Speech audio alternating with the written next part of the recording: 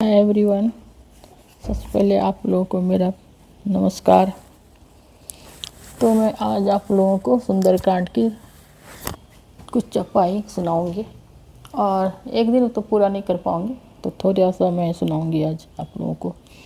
तो सबसे पहले भगवान श्री राम की आराधना करती हूँ मैं और भगवान से बोलती हूँ, आप सबके अंतर्मन में समाये हुए हैं और मेरे हृदय में अन्य कोई इच्छा नहीं है। आप अपनी निर्भय भक्ति प्रदान करके मेरे मन को काम आदि विकारों से रहित कर दीजिए। चलो ये मैं आगे का पढ़ती हूँ चौपाई। आप लोग भगवान की इस भक्ति को एंजॉय करना, मतलब भक्ति में लीन हो जाना, तो अच्छा लगेगा, आप लोगों को भी अच्छी फीलिंग आएगी अंदर से। चलो सुना रही हूँ मैं आप लोगों को। जामुवंत के वचन सुहाए, सुनी हनुमंत हृदय अति भाए। तब लगी मोहि परखो तुम भाई, सही दुख कंद मूल फल खाई। जब लगिला आओ सीत ही देखी, होई काजू मोहि हरस विशेषी। यह कही नाई सबन ही कहु माथा, चलयु हरषि हम हरि धरि रघुनाथा।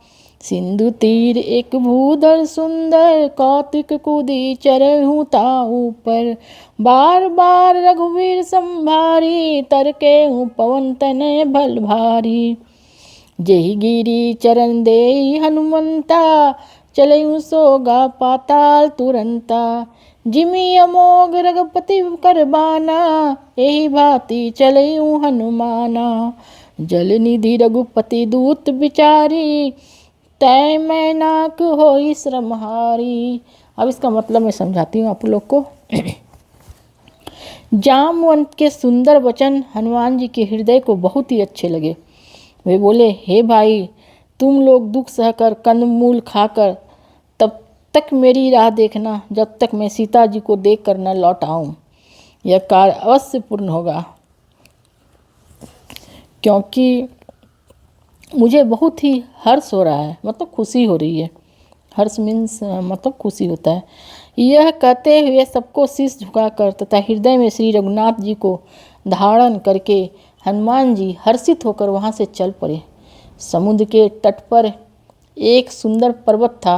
हनुमान जी खेल ही खेल में कूदकर उसके ऊपर जा चढ़े और बारंबार मतलब बहुत बार श्री राम का स्मरण करते हुए उस पर से बड़े वेग से उछले।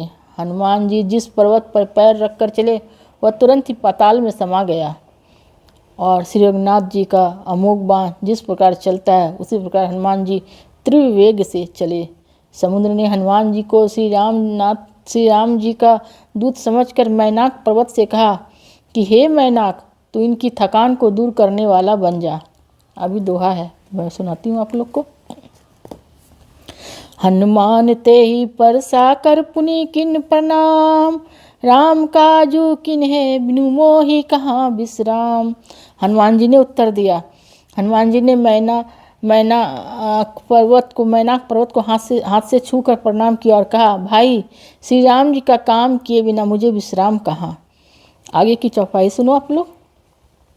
जात पवन सुन देवन देखा, जाने कहू बल बुद्धि विशेषा। सुरसा नाम हिनके माता, पठन ही आई कही तही बाता। आजू सुरन मोहि दिन हारा, सुनत वचन कह पवन कुमारा। राम काजू करी फिर मैं आवो, सीता कई सुधि प्रभु सुनावो। तब तो बदन पैठहु आई, सत्य कहूँ मोहि जान दे माई। कवने हु जतन दे नहीं जाना, गससी न मोहि कहे हनुमाना। जो जन भरी ते ही बदनु पसारा, कपि तनु किन दुगुन विस्तारा। सोर जो जन मुक्त ही ठैयूं, तुरत पवन सुत 32 भैयूं। जस जस सुरसा बदनु बढ़ावा, तासु दून कपि रूप दिखावा। अब देखो आगे का क्या है, इसका मतलब निकलता है। और भी आगे है चौपाई की लाइन। ये मैं सुंदरकांड का पाठ कर रही हूँ आप लोग के सामने। सत जो जनते आनन गिन किन्हा, अति गुरु पवन सुत लिन्हा, बदन पैठी पुनि बाहर आवा, मांगा विदाता ही सिरुनावा, मोही सुरन जेहि लागी पठावा, बुद्धि बल मरमू तो मैं पावा। अब इसका मैं भावार्थ आप लोग मतलब इसका मीनिंग समझाती हूँ आप लोग को मैं, सुनो आप लोग ध्यान से। देवताओं ने पवन पुत्र हनुमान जी को सीता जी की खोज में जाते हुए देखा।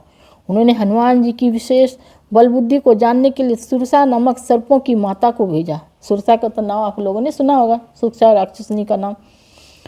सुरसा ने समुद्र में आकर हनुमान जी से कहा, आज देवताओं ने मुझे तुम्हारे रूप में भोजन दिया है। ये वचन सुनकर हनुमान जी ने कहा, श्री राम जी का कार्य करके मैं लौट आऊँ और सीता जी का मतलब माता सीता जी का समाचार प्रभु को सुना दूँ, तब तुम मुझे खा लेना। हे माता, मैं सत्य कहता हूँ, अभी मुझे जाने दे। जब किसी भी उपाय से सुरसा ने उन्हें जाने नहीं दिया तो हनुमान जी ने कहा, तो फिर मुझे खा ले। सुरसा ने योजन भर मुख फैलाया तो हनुमान जी ने अपने शरीर को उससे दुगुना बड़ा कर दिया। उसने 16 योजन का मुख किया तो हनुमान जी तुरंत ही 32 योजन के हो गए। सुरसा मुख का विस्तार जैसे जैसे बढ़ाती थी, हनुमान जी उसका दुगुना बड़ा शरीर कर लेते थे। उसने 100 योजन मुख किया तो हनुमान जी बहुत ही छोटा रूप धारण करते हुए उसके मुख में घुसकर तुरंत ही बाहर निकल गए और उसे सिर से नवाकर विदा मांगने लगे। उसने कहा, मैंने तुम्हारे बुद्धि बल का भेद पा लिया, इसके लिए देवताओं ने मुझे यहाँ भेजा था। मतलब सुरसा को देवताओं ने हनुमान जी की शक्ति की परीक्षा लेने के लिए भेजा था कि वो भगवान राम के लिए कितने वफादार और कितने शक्तिवान है, ये जानने के लिए भगवान ने भेजा था उनके पास सुरसा को। आगे का दोहा सुनो, एक दोहा सुनाऊंगी मैं बस, उसके बाद मैं अगले दिन करूँगी क्योंकि सुंदरकांड तो बहुत ही बड़ा है तो एक दिन में नहीं कर पाऊँगी और वीडियो भी बहुत बड़ा हो जाएगा। तो सुनो दोहा। राम काजू सबू करही हूँ, तम बल बुद्धि विधान, आशीष देह गई सो हर्षि चले हनुमान।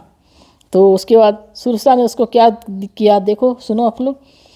तुम श्री रामचंद्र जी के सब कार्य पूरे करोगे क्योंकि तुम बल बुद्धि के भंडार हो। यह आशीर्वाद देकर सुरसा चली गई। तो हनुमान जी हर्षित होकर मतलब खुश होकर आगे बढ़ चले। उम्मीद है कि आप लोगों ने यहाँ तक एंजॉय किया होगा सुंदरकांड की ये चौपाई और दोहा को, और आप लोग अच्छा लगे तो कमेंट बताना। आगे भी मैं कंटिन्यू करूँगी, आगे का इसका जो भी बचा है धीरे धीरे करूँगी क्योंकि लंबा वीडियो हो जाएगा तो लोगों को सुनने में भी इंटरेस्ट नहीं आएगा ज़्यादा। और अच्छा लगे मेरा ये मतलब सुंदरकांड करने का पाठ आप लोगों को, ये मेरा जो विचार आया तो आप लोग ज़रूर से ज़रूर मुझे कमेंट सेक्शन में बताना। और पसंद आए वीडियो तो ज़्यादा से ज़्यादा शेयर करो, लाइक करो और सब्सक्राइब करो मेरे चैनल को और अच्छे अच्छे कमेंट्स करो ताकि मैं और भी मोटिवेट हूँ। और मुझे लगता है कि आज के ज़माने में आज की पीढ़ी को, आज की न्यू जनरेशन को भी रामायण जानने की समझने की ज़रूरत है क्योंकि रामायण में सच्चाई के मार्ग पे चलने को बताया गया है और धैर्य भी सिखाया गया है।